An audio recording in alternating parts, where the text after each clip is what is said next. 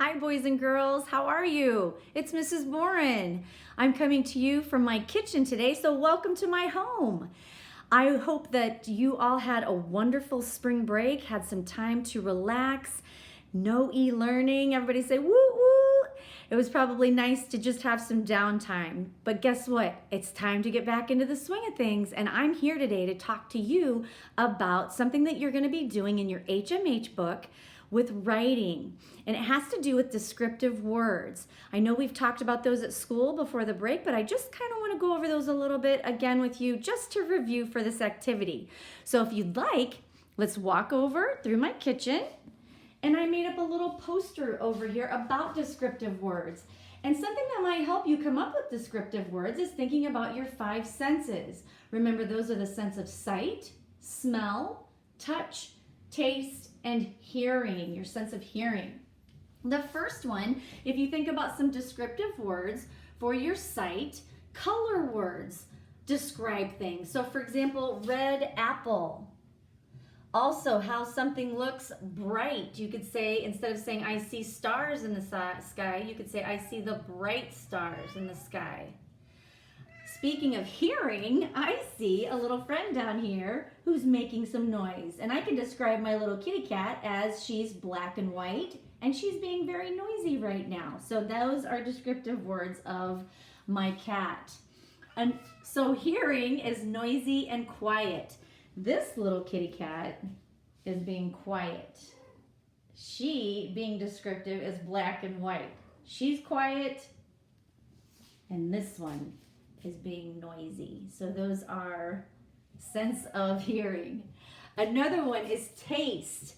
So 2 descriptive words that might describe words is sweet and sour. So sweet cookies or sour lemons are descriptive words.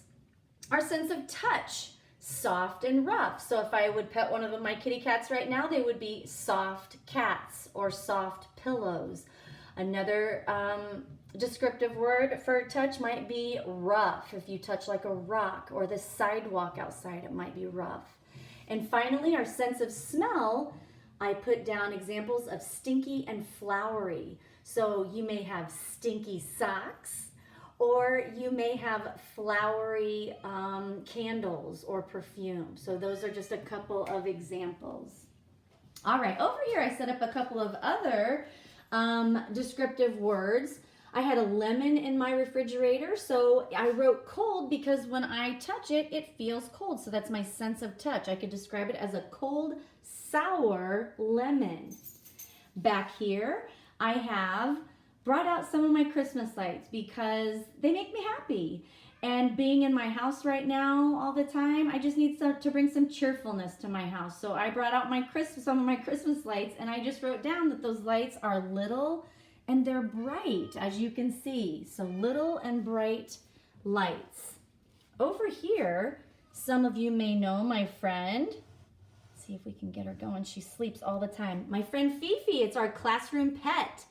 This is a fish. So I don't want to just say, see my fish. I could write, I have a red fish. And right now she's very busy. She's swimming around. So I have a red, busy fish.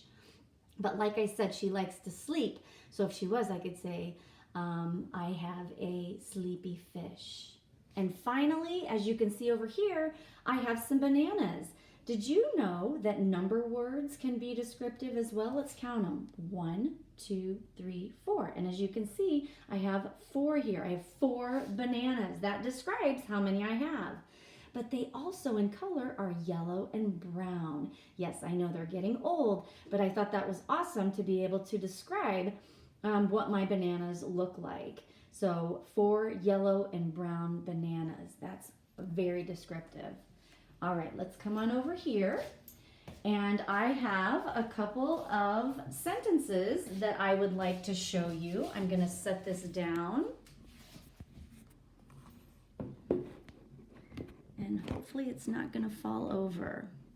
So up here, going back to our bananas, I wrote a couple of sentences. One doesn't have descriptive words in it, and one sentence does have descriptive words in it. And I want you to see which one you like best and makes the most interesting sentence. So I see bananas. That's true. I do see bananas, and it's a complete sentence. But if I wrote, I see 4 yellow and brown bananas, that makes that sentence come to life.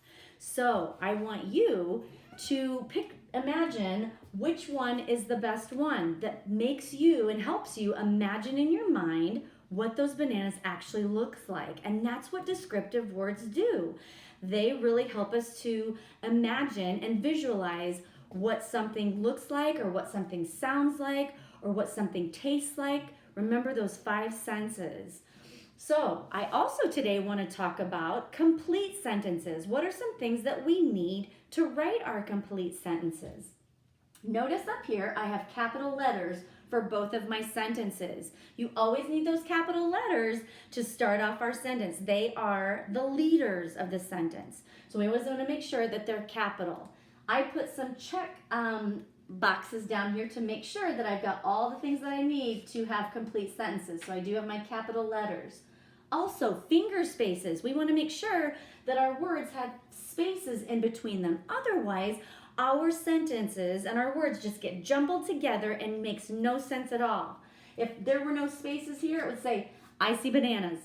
And that makes no sense. So we want to make sure we get those spaces in there so that it spreads our words apart and we can read it a lot better. So I see bananas. I see 4 yellow and brown bananas. So those spaces in there just spread it all apart to help us read it better. I'm going to check finger spaces. Punctuation. As you can see up here, I added an exclamation mark because some people may love bananas. So they would say, I see bananas. And I bet that's probably what monkeys say at the zoo when they come to be fed. So I see bananas. So I have punctuation there. And I see 4 yellow and brown bananas. We're not excited about that because they're getting brown. So we just put a period there. But I do have punctuation there as well.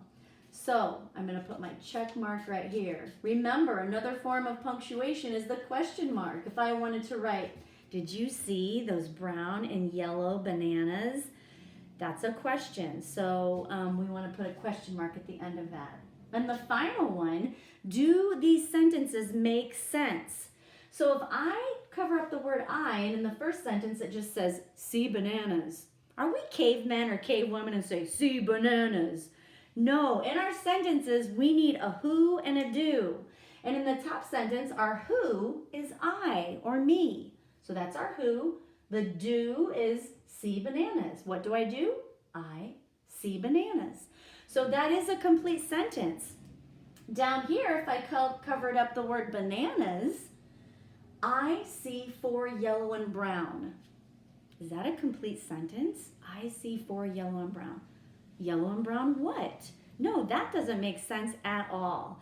So we want to make sure that we get all of those words in there, and we want to proofread our sentences as soon as we're done just to make sure that they are making sense.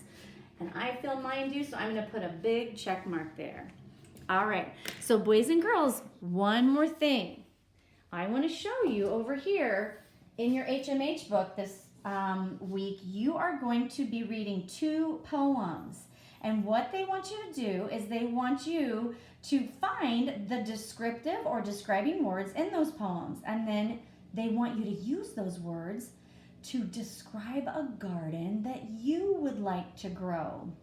It doesn't have to be a vegetable garden. It could be a flower garden as well. And then they want you to add your own describing words. Then share your writing with your classmates. And I know, friends, we're all super sad that we can't be with our classmates right now. But guess what? I want you to just pick one of your family members to read this to, and make sure you put lots of describing words in there, okay? Use your 5 senses when you're coming up with those descriptive words. All right.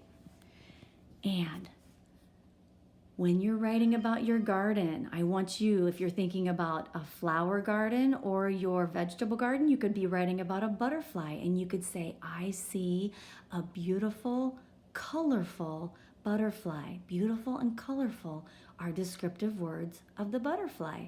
So make sure that you add those. Boys and girls, we're super excited to see what you come up with on this writing. So make sure that you do your personal best and work really hard on this. We're almost second graders now, so we want to make sure that we are working as hard as we possibly can. All right, good luck on this. Have fun, and we'll talk to you soon. Bye.